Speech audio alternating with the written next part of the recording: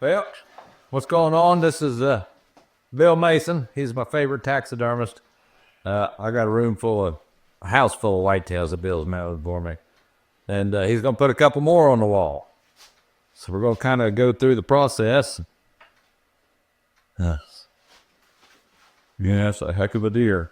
This is one you got last year. Yeah, that's what I killed last year. You can get the one you just It was a lucky day. This is the one I killed this year. It was another lucky day. What that one score? What you come up with? Just shy of 160. And what about this one? 150. Good heavens. Those are both dandies.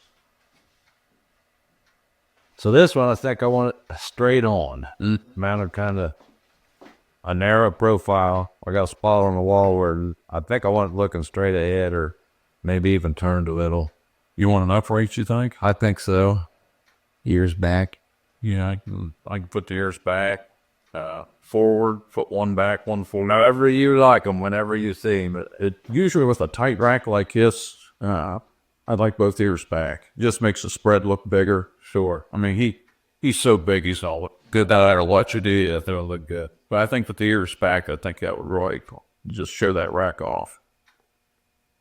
And in this one, I think I'd like to have a left turn. Left turn. I got several right turn deer. I got several deer mounted like that one. Okay, yeah. I might have opposite of that. Well, plus the drop time's on the right side, so. Let me get him rolled up so I don't forget. So.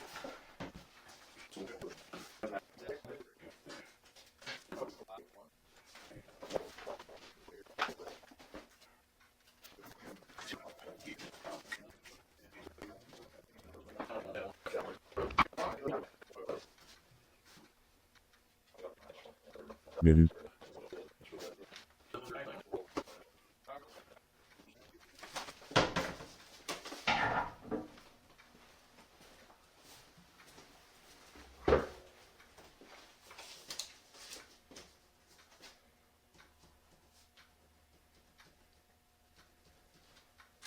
There's a big dog.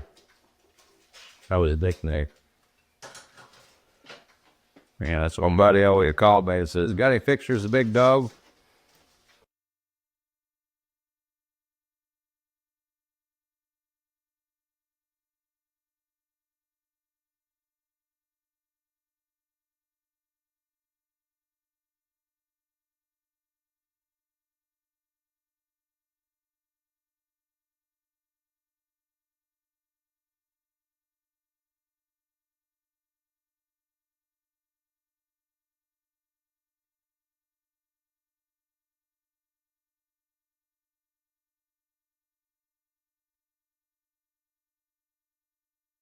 Wife's dog or Christmas decorations out here. Oh, we love the Christmas theme. This is amazing, Bill. Oh, thanks. Yeah. Everything down here, other than the zebra rug, that was given to me as a present for my 50th wedding anniversary last year. And that one and the big one in the corner, my dad shot before I was born, I mounted. Everything else down here I've shot with a recurve or a longbow. How many deer you got in here? They kind of come and go when I run out of wall space. Oh, yeah. Give them away or do something. We got several antelope. All of them with the longbow, too? Yeah. Longbow, and like I said, recurve. Some of them, a couple of them I shot with the self bow.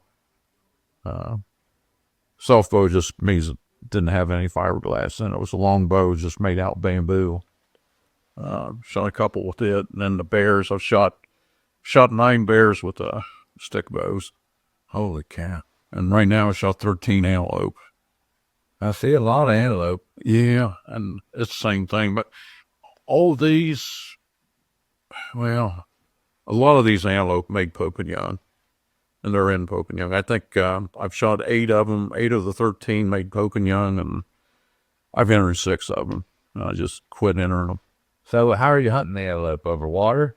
Yeah, all of them are over water holes. And how far are you shooting?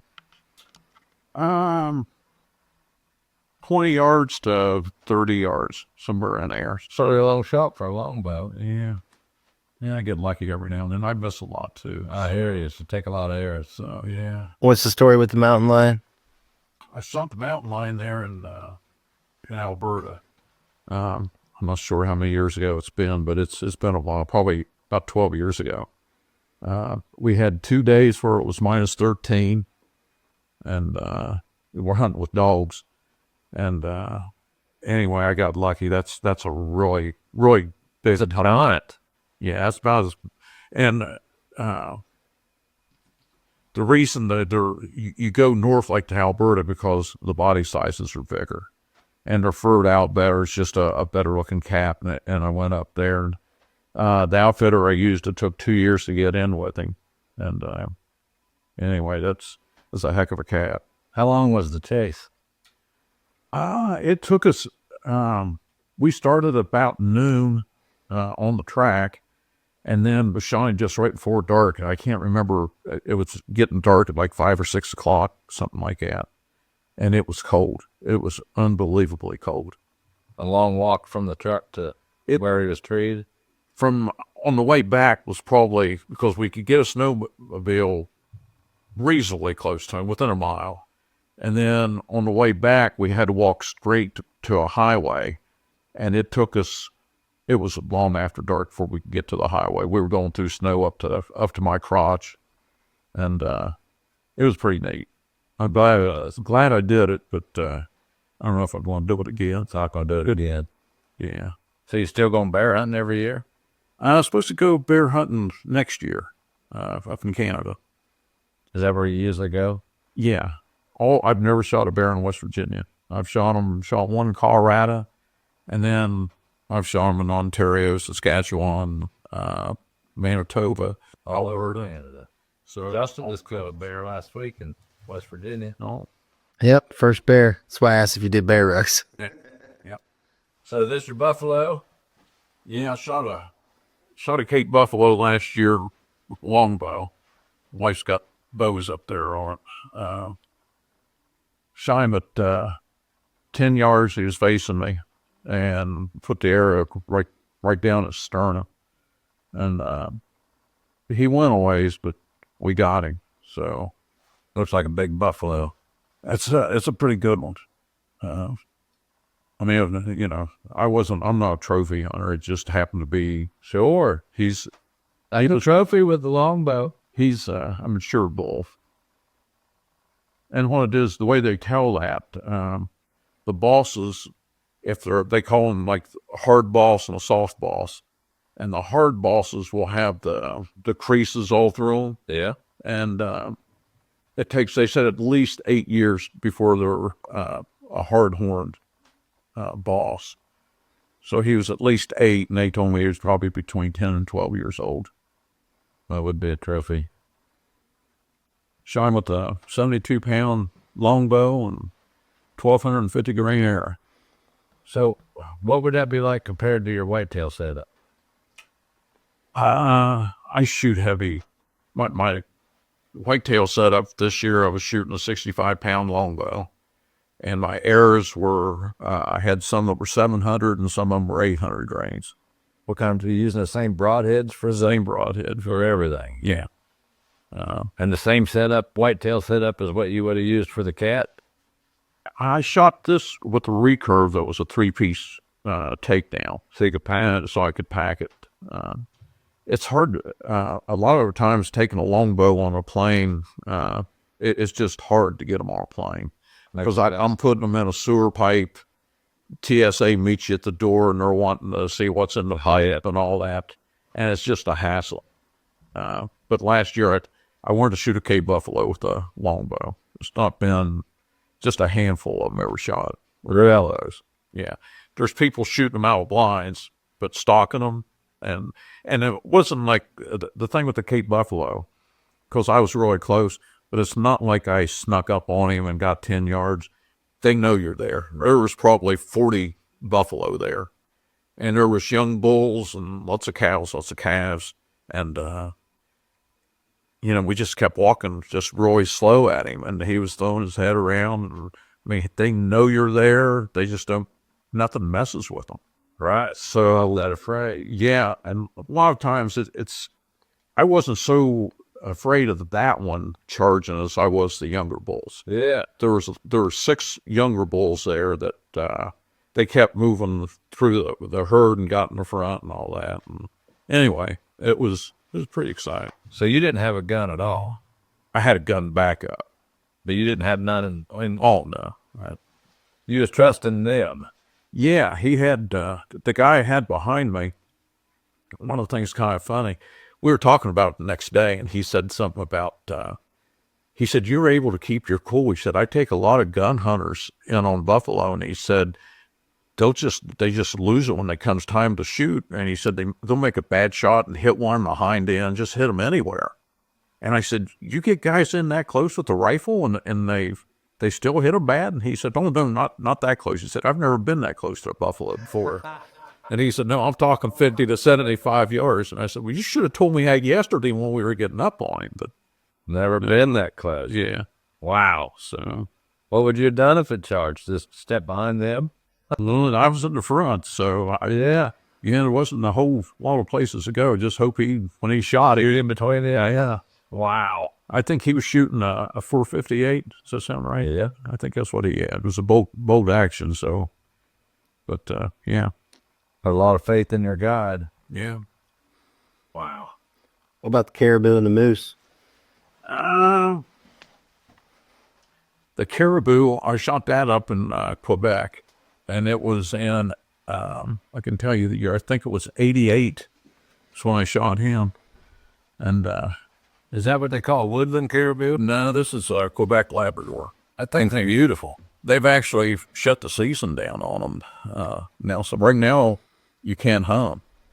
But That thing looks really big. it's a Boone and Crockett, I was going to say, I bet it must be. and it's kind of like your whitetail. That's about as most of a compact rack as you'll get for a Boone and Crockett. So they lay out bigger. Yeah, the spread on usually that's the impressive part of the Quebec Labrador Yeah. caribou. I shot one another one. Actually, I just got the horns offhand, but it's real wide. But this one's, I think in the Pope and Young record book right now, they have the stick bow division. I think he's number 5. Wow. I mean, if somebody would have told me that he was big, I'd have missed him. Yeah. I know, but he is. How far was he, you say, when you shot him? I shot that one about 25 yards. Wow.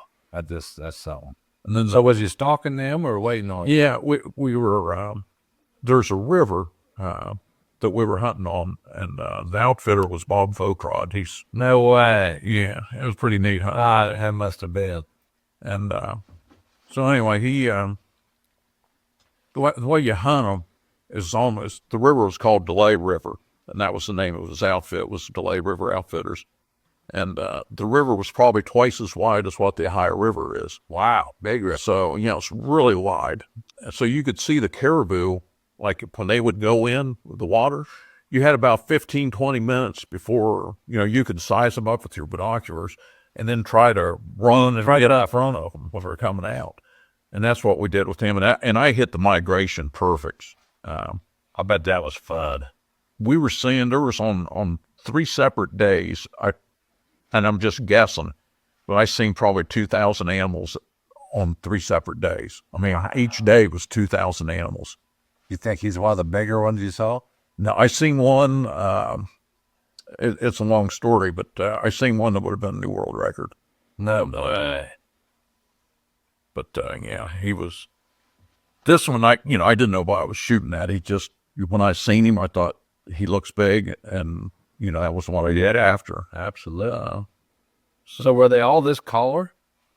No, this one here is actually faded because of I had him against this wall, and the sunlight was coming through the window, and it bleaches them out so slow, I never noticed it. Yeah. And then I never had any curtains on that were closed. All right. And it ended up bleaching him out. The moose, tell me how far was he when you shot him? He was probably about 25 yards. Did you call it in?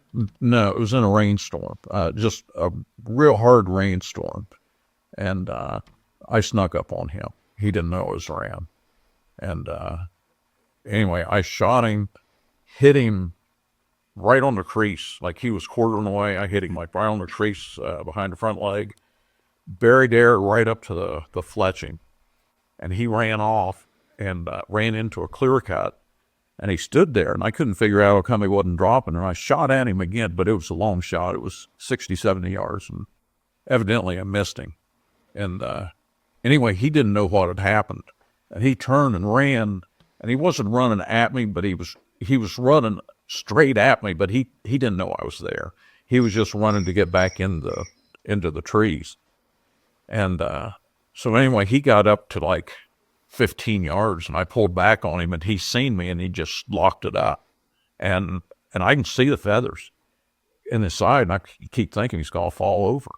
And anyway, I couldn't hold the bow back any longer. When I let down, he turned to run, and I pulled it back, and I shot him then. And that arrow killed him. And the first arrow, if we hadn't recovered him, I would have never known what happened. But the arrow hit the ribs, went around the rib cage, and came out his throat. It never went inside the body cavity. Good thing I got in the set. I had no idea because I could see the feathers, and I'm thinking he's dead.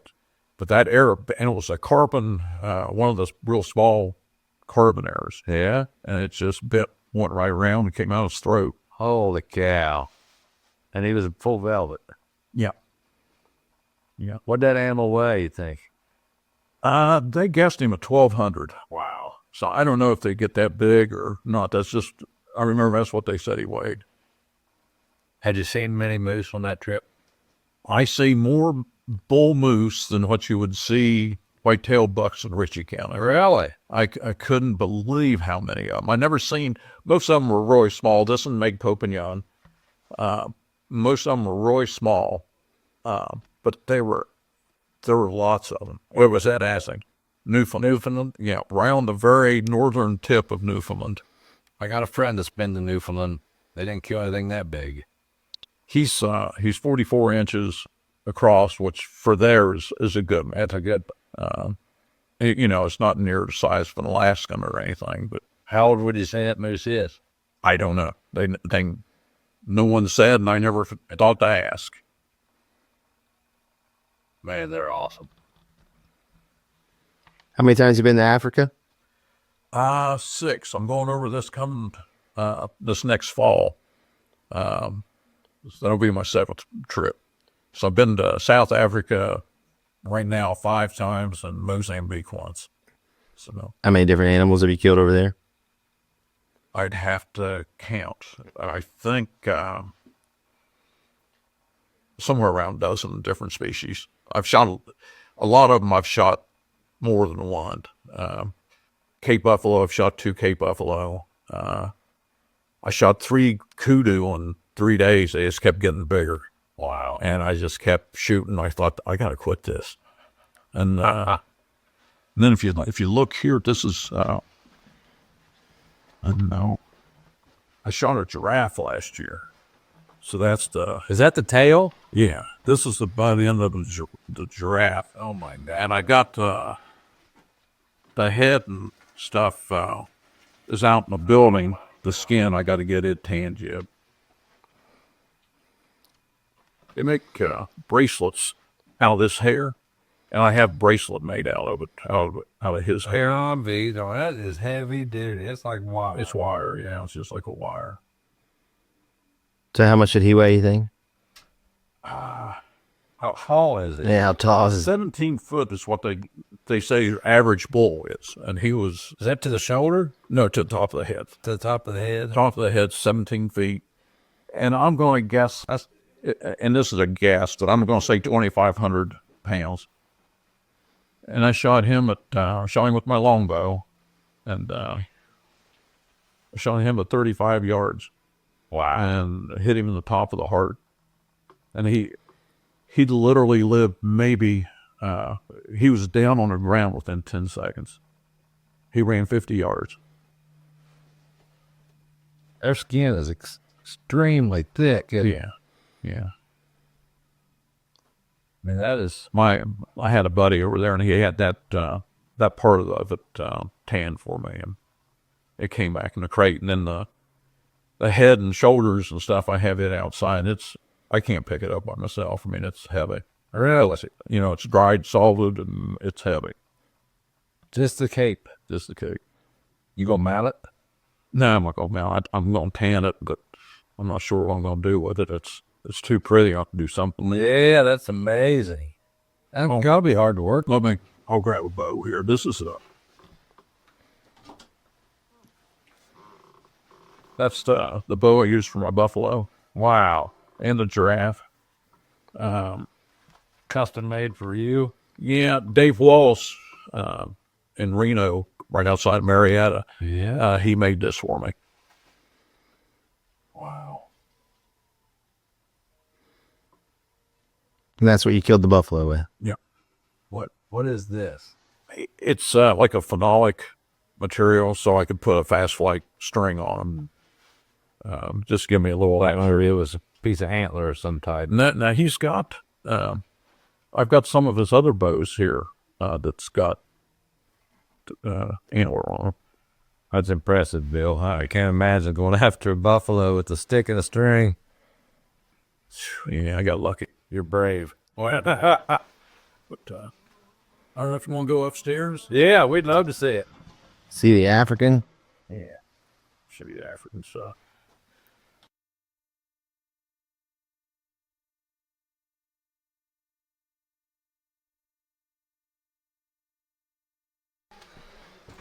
Holy cow. Wow, these are amazing. Oh my gosh. Is this an eland? Yeah. No, that's he's a big eland, and I didn't know it. I mean, it was just one of them things. No, that's not a Lord Derby. No, it's just I consider it a common eland. Wow. Now that animal is huge, wasn't it? Pretty big. They're about the size of a moose. 1,200 pounds. Are they tough? Yeah. Very. I know this guy here's tough animal, isn't he? Yeah. It's hard to imagine with sable. You know, they've killed lions and stuff. They'll kick their horns and they'll just turn and ram them horns into a lion. Yeah. They're tough animals. So you want to start from this way and we'll just work around the room and tell us what each one of them are. And Okay. Yeah, this is a kudu. And this is, I actually have one that's longer, but I mounted this one because he had the mass and stuff on the horns. And all the mounts, just about all the mounts in here are over 20 years old. Really? Yeah, this one here, I shot this one in 2000 by just mounting. What a beautiful animal. Yeah, that's and all, but one of the neat things with this, the legends with kudu, if you look on a kudu, there's 4 spots, and they're on each side of their face, and it's just where your fingers will touch. And their legend is that when God made all the animals, he loved the kudu the most. And so every place God touched them, it turned white, and he went like this on their eyes and then kissed their lips, and every place he touched them, it turned white. Oh, isn't that amazing? I love that. Yeah. And then one thing neat on a kudu, on all kudu horns, when you have the head on the ground, there's a perfect circle that goes straight down through the horns and it'll go right to their eyeballs. And they're all like that. Can they see through that, you think? I don't think, but they're all like that. Really? Yeah. And it's really neat when you see it. It's just like, oh my gosh. Wow. And it's one of them things, if they hadn't pointed it out, I wouldn't have known. So how long what would an age on an animal like this be? I honestly don't know. I don't know. Several years old, though, to get And then big, wouldn't it? he's as far as the mass and stuff, he's a really good kudu. That's amazing. And then And you shot him, how far away would he have been? I'm trying to think. I was in a tree stand when I shot him. Wow. And I shot him to around 20 yards. I bet that was amazing, seeing that walk under you in a tree stand. Yeah. Then the eland, well, the kudu, like the one thing I think I said earlier there, but I shot 3 eland in 3 days. Just they just kept getting bigger. I kept shooting. Wow! But then the eland, I shot 2 eland on that. That was the first trip I went over, and this one here, it's the way they score the horns and stuff. They take the mass and then the total length on the spiral going around, and he's really big for an eland. He's beautiful. That's an amazing animal. So you shoot it over a water hole or Yeah, it was out of a water hole. Yeah, out of a hut? out of it. They made it had a tent. It was like a blind, but it was more like a tent than it was anything. And I shot him from it. What was that like? A lot of waiting? Yeah, I mean, most of those blinds, you get in them right after daylight, and you're staying there pretty much all day. Did you see many other animals, or was it No, on that trip, very slow? that one was pretty slow. No, I've been over there and seen a lot. So when he come in, would he have cows with him, or was it He came in by himself, all alone? and I got lucky and got near him. Man, he's beautiful. Then the sable, especially when I shot him, I got lucky on him. They were pretty expensive animals then. But we ended up putting a drive on, and I shot 3 separate animals running on drives. And that sable, these things can probably outrun a quarter horse. I mean, I couldn't believe how fast he was. And I shot him at about 25 yards running on a dead sprint. With the on it, well. Yeah, it's a recurve. Wow. So I got lucky on him. So you was waiting on a drive, Yeah. and was there many of them come by? He was the only sable. There were some other animals came by. Did you know he was in there? Yeah, yes and no. I mean, we knew that where we were at and stuff, there was 2 strips of brush, and I could get on one. And the animals, when we did the drive the first day and tried it, everything that we drove down that strip of brush, they all went the same direction. And it's just like whitetails. You drive whitetails and stuff, they'll do the same thing the next day. Right. And so we went back in after we put on one drive. We tried it just to see what would happen. And anyway, we knew roughly where they were going down through this brush at. So I got set up. He put a drive on, and we knew that sable. We had seen him, I don't know, close to a mile away, but he was going to come down that brush line. And he came, and when he came down through there, he was on dead sprint. And and I got happy and shot him. Holy cow. And that's like, that's a book animal, isn't it? Well, I don't know. I didn't enter. The only thing that I know of that got the guy I was with, what do they call that? Rolling? No, it's a safari club. They have the master measures. Yeah. He told me when I shot the eland, he said, "You don't realize what you've shot." He said, "This thing's a monster," and they don't have a 60-day drying period. And he was number 2 when I shot him. Wow. In the record book with Above her too. and that was with any compound or recurve or anything else. Oh my goodness. I don't know where he's at now, but and the way they do that, there could have been 10 number 2s. So I don't really pay a whole lot of attention to the Safari Club stuff. Then the Yala, The Nyala. That thing has got to be one of the most beautiful animals I've ever seen. yeah, they are pretty. God must have kissed it too. Yeah, and they're about the size of a mule deer, so they're a neat animal. I shot him from a tree stand, and we had put out some food for him. And anyway, I shot him from the tree stand. It was, I don't know if you can see, you probably can't see the back, but the way I did the back on that. Oh yeah, goes right around. That's amazing. So, was there many of them that came in when he showed up? No, he was the only one to come in. But I've been over there since then and had opportunities at him and never shot anymore. Just, I got the one, so I didn't want to keep paying for another, but they are probably the prettiest animal That's amazing. Yeah, they're just beautiful. Does a cow look like that too? No, they look completely different. And the same thing with the kudu cows. They're completely different. They're not colored the same. Markings, no markings like that. Kind of like a black buck.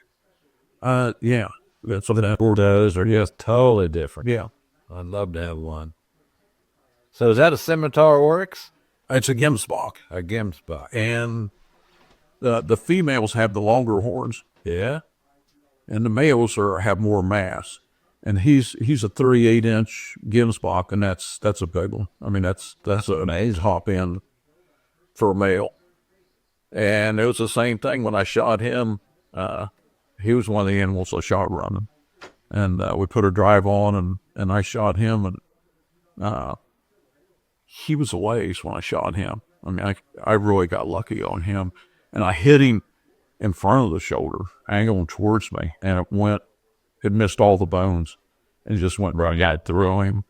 And I don't know how long he lasted, but we gave him like a half hour, and we got up on him. He was dead. I'll beat the other one. And they're pretty tough animals too. They're a tough animal, yeah. And somehow, and just one of the things they told me over there, the hair that's on top of their back is similar to like it holds water. So it's kind of like, I guess, camels hold all around that stuff, but the hair holds water, and it's considered like a desert animal. So they're just a neat animal. They're beautiful, and the males and females look the same. There's no Definitely tell them to. yeah, they look exactly the same. And what you look for is the mass on the horns. So if they have a lot of mass, it's a male. So these animals are pretty dangerous as far as. Yeah, you wouldn't want to walk up on a 1-to-1. I mean, it's like, you've had whitetails get you down, so these things here will kill you. That's what I was saying. Especially this guy right here. Yeah, and all of them, once they're injured or something, I mean, they got the power to, to finish things off. Man, they got the headgear. Those things are amazing. So that's This is a wildebeest. Well, I got to say, this thing's pretty ugly. Look at the head on that thing.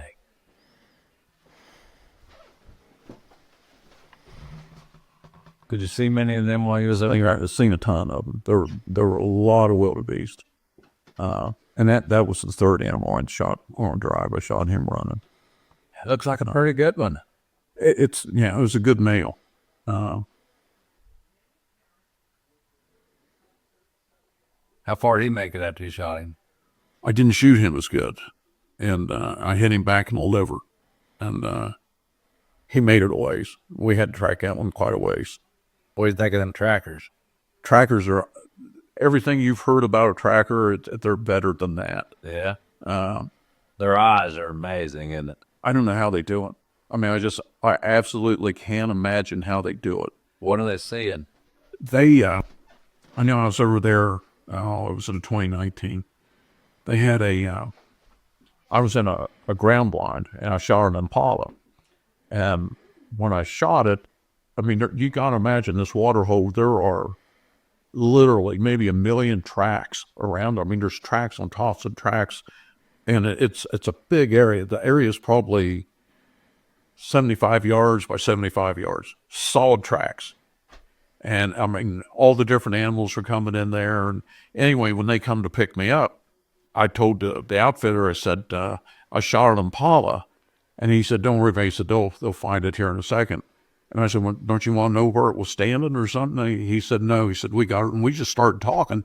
And his tracker come around, and he said, and he was standing right there. And I said, yeah, he was standing right there. And anyway, and there's no blood there. I mean, he got it right where I shot him. And when I shot him, there was probably 50 impala there. And he knew the one that I'd shot, and we tracked that thing. And I don't know how they do it.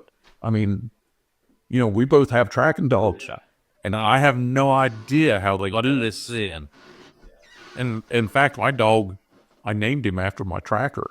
Yeah? My tracker's name was Timba, and that's what my wife said, well, we bought him as a tracking dog. Let's name him Timba and just hope he's half as good as what that guy was. Well, that's cool. So That is cool.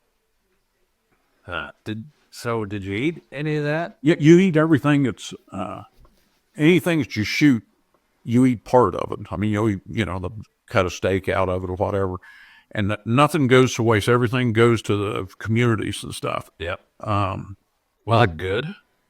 Yeah, they cook where we have our steaks and they're moist. They cook theirs a little drier than what ours are. That's how I buy it. But everything was good.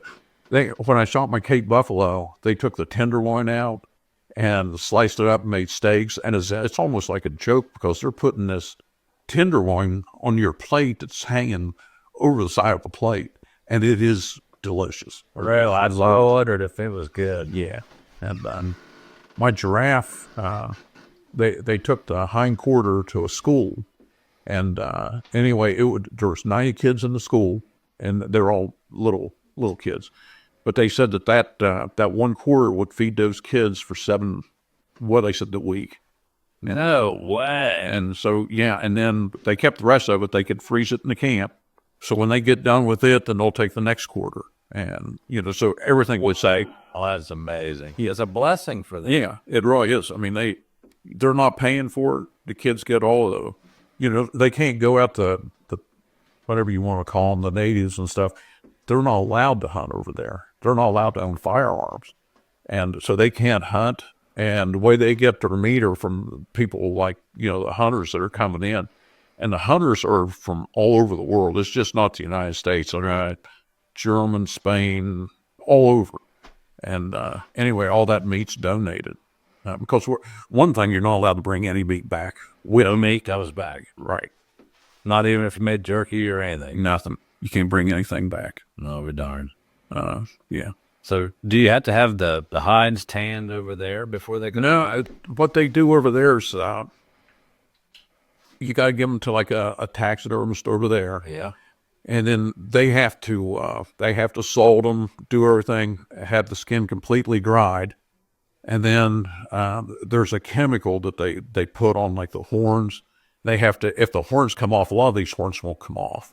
So the ones like the wildebeest and stuff, they're hollow on the outside, and they drill holes in there, and they inject a bug killing fluid on the inside. So phenol is what it is. It's a mixture of phenol and some stuff, and that way no bugs come in. And then they keep them over there for quite a while. And then when they come to the United States, they're quarantined here too again. And then they open up each crate, or they're supposed to open up each crate, and they check the horns and hides and stuff for bugs. I mean, they're afraid we'll get something over here that we didn't want. Yeah. And have you got all your stuff back every time? Yeah. It's been real good on getting my stuff back. And a lot of the times, like the souvenirs, I'll have them crate them up with my hides, so it all comes over at one time. Right. So, well, tell us about this guy. that's a water buck. He's a lot bigger than I expected him to be. Yeah, they're a pretty big animal. He's heavy duty. Yeah, and their hair, you can feel his hair there. I mean, it's real coarse. And they're a swamp animal. And anyway, I shot him, same thing. I shot him at a water hole. How long have you had him? For a while. I'd have to think what year it was. It was the early 2000s when I shot him. I think this looks heavy duty. Yeah. Was he good eating? I don't remember on that one specifically. Because when I shot them, we had several different animals that night. Yeah. You know, stuff that I had shot, and then I had one buddy with me on this trip, and he'd shot some stuff. How did you hunt him? We were hunting water holes on that. Out of like a blind? Yeah. Out the ground line. You ever killed a warthog? Got warthogs. I got a few of them. I thought you had one mounted. I've never mounted it. I've mounted them for everybody else, it seems like, but I've never mounted one mine. I got one that's a really big male that I'd like to get mounted. Yeah. I shot a Blizzbach. It's not in here. I got the form downstairs. That's one of my goals, is to get him mounted this year. So what's it like mounting something that you've never mounted before? They all go together pretty much the same. And now with the internet, you can get on and like I can type in water buck pictures, and I'll get all the different pictures of stuff of water bucks close up and all that. And so I can pretty well tell where everything's at. The muscle on like the earbuds and all that, they're the same no matter what the animals are. Yeah. They're all in the same spot or pretty close. And sizing the form ain't too hard for them either.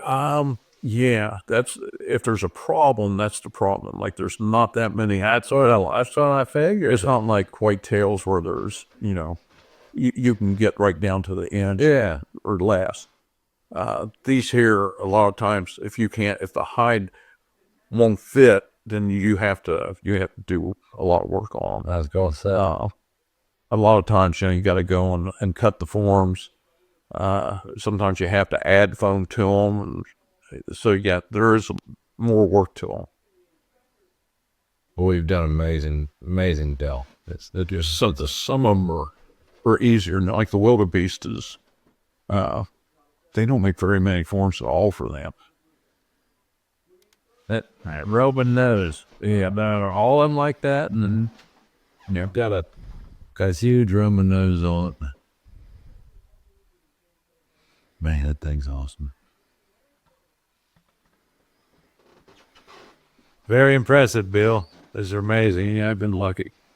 That's what I do the taxidermy for, pay for hunting trips. This thing's got to be the most beautiful thing I've ever seen. I've got some springbok hides and put in the base. Oh, wow. Man, that's awesome. You've got quite a collection. Quite an accomplishment. Quite an accomplished hunter. Especially with recurves and longbows. Yeah, but you all see all the stuff I've missed. I've missed I can't even imagine. I've just had this collection, yeah. This ropeback here I bought over there was really neat. Each one of those pieces of hide are from different animals, but each one of them's cut out to the size and shape of the country. Yeah? So, like South Africa down on the bottom, then you got Botswana and Zimbabwe and all that, but it's the map. It's a map, and it's made from different hide. Actual hides. Yeah, so that was kind of neat. So out of everything you hunted, what's your favorite? You can't beat Cape Buffalo. I mean, that's it, huh? That's, yeah. If I could do that, I mean, I could do that every year. I mean, that'll get your heart thumping. Are you going to go get another one? Nah, they're just so expensive. What about anything like this? Will you go after any more of these? Yeah, I'll probably end up this next year when I go. There's some animals that I haven't shot over there, and that's what I'm going to try to concentrate on. So will you be spot and stalk or some, and mostly it'll be water holes, I'm sure. I think I'd like the water hole thing. You see a ton of animals, but the spot and stalk is a lot of fun. Oh, I bet it would be. But when you're going over, it's their winter, so there's no leaves, so it makes wide open. It's open. They can see, and their smell's unbelievable, and it's very rare when you're stalking that you're not stalking a whole herd. Yeah. So to get in them all, to get within bow range, it's one thing with the rifle. Getting in bow range makes it really tough, but it could, you can do it. Wow. I got within bow range of quite a few animals over there. Last time I went, when we were hunting buffalo, I mean, we got in close to other animals. So are the trackers the ones that are taking you in, getting you close?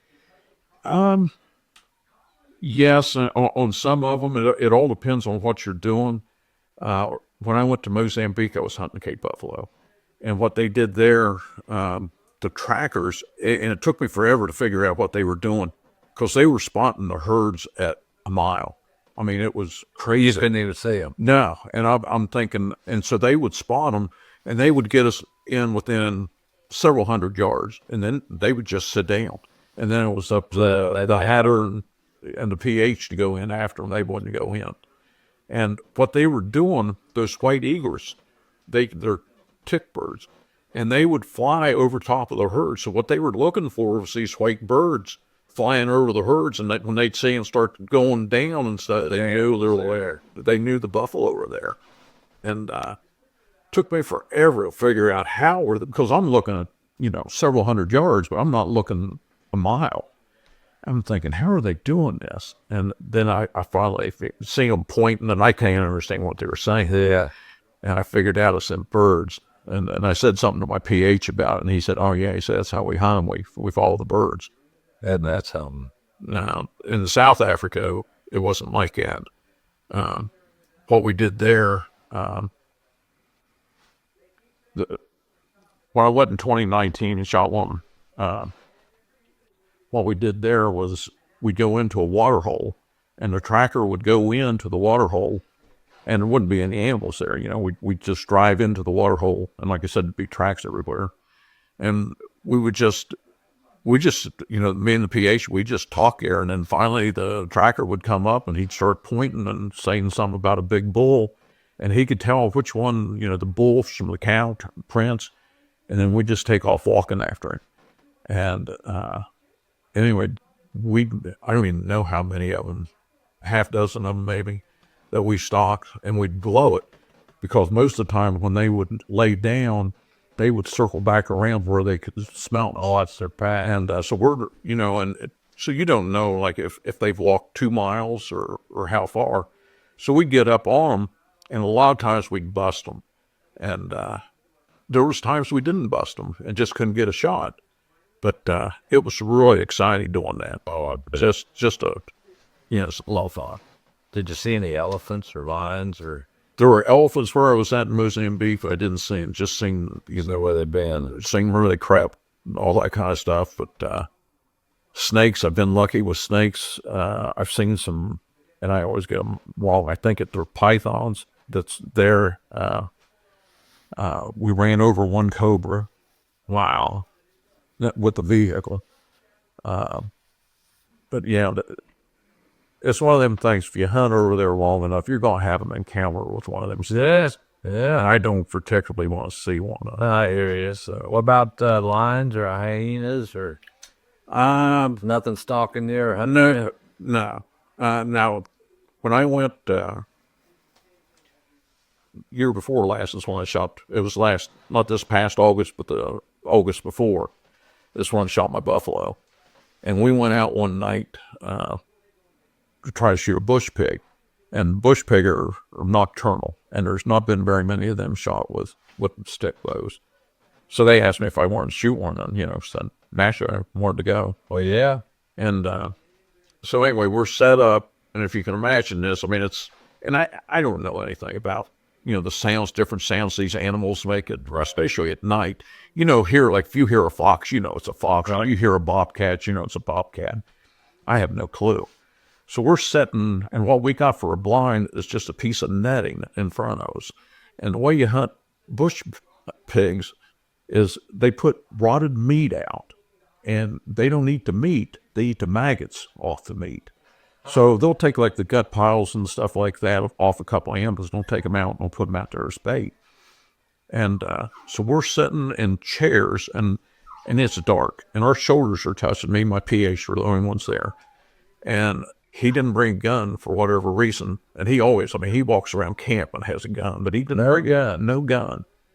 And anyway, we're sitting there, and I noticed, like, you hear, like, the wildebeest, I knew what they sound like, and there were several of the animals, I knew. Then it starts to getting dark, and even the monkeys, nothing, it's just got completely dead silent. Well, I just figured that's the way it was, everything, go to sleep. I had no idea. And anyway, we'd sit there probably 2 hours. And the way they hunt these pigs, too, they put a light up in a tree. And, they got a dimmer switch on. So when a pig comes in, and you can hear them out there and stuff, you just turn that dimmer switch on as low as you can, and you shoot them.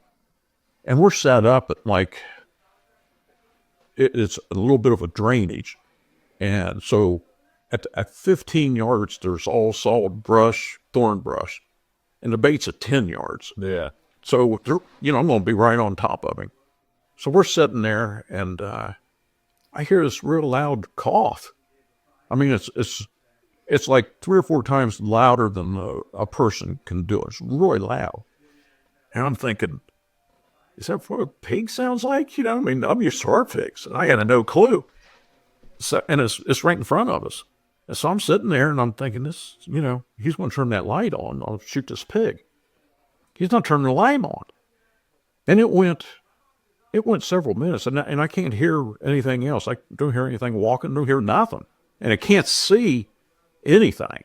I mean, finally he leans over and he just goes, leopard. And a leopard had come in on that bait. And That's what that cough was. that's what the cough was. And that's how come all the other animals got silent, because that leopard had been around us in there. And so when the leopards are there, nothing makes a noise. And I didn't know that.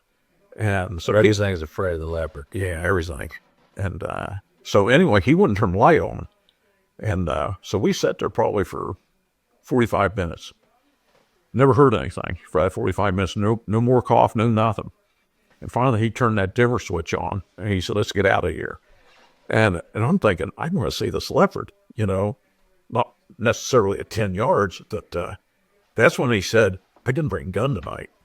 And I just figured he had a gun there, and I even never paid attention. And so, yeah, I was within 10 yards of a leopard with a longbow. Holy cow. I never got to sing. Never got to sing, just got to hear him. Holy cow. But that would have been exciting. It may be a good thing you didn't get to see. And you can't hunt them in South Africa. They're illegal to hunt. And there's a ton of them. But Really? they have, it's hard to imagine, but like South Africa has a lot of anti-hunting people. And they've outlawed leopard hunting. Wow. So it's kind of crazy. That'd be scary. I can't even imagine. So that's one of the things before I go back next fall. I'm wanting to shoot A leopard? a bush pig. Oh. Yeah, and the only reason I wouldn't want to shoot a leopard is because if I screw it up, somebody could get killed. And it's one They're thing. they're that dangerous. Yes, because what they do, you shoot them at night, and then when you go after them, is at night. You don't wait. It's not like a deer. You say, well, I'm going to leave it, because when you go back the next morning, hyenas, something's going to eat it. Shredded it. And so they go after them then, and you generally go after them with shotguns. And Wow. yeah, I couldn't handle it if, you know, somebody. It's one thing if you put yourself in danger. It's another thing to put 3 or 4 other people because you made a bad shot. So I don't know how bad whitetails can be. I can't imagine hunting leopards. yeah, they say it's like having an animal jump on you. It's got 4 chainsaws after you. So they said it'll just rip your heart. You. Well, pretty impressive, Bill. This is amazing. You got to live quite the hunting life. You've worked really hard for it. I can't imagine the time you've invested. Almost. Yeah. Got a lot of miles in here. Yeah, nothing fortunate. Well, thank you. We think we'll probably going to head home and get some dinner. Yeah, thanks for coming up. This has been a real pleasure. This has been an honor. I can't wait to hear the next stories, the next adventures. All right. This will be it.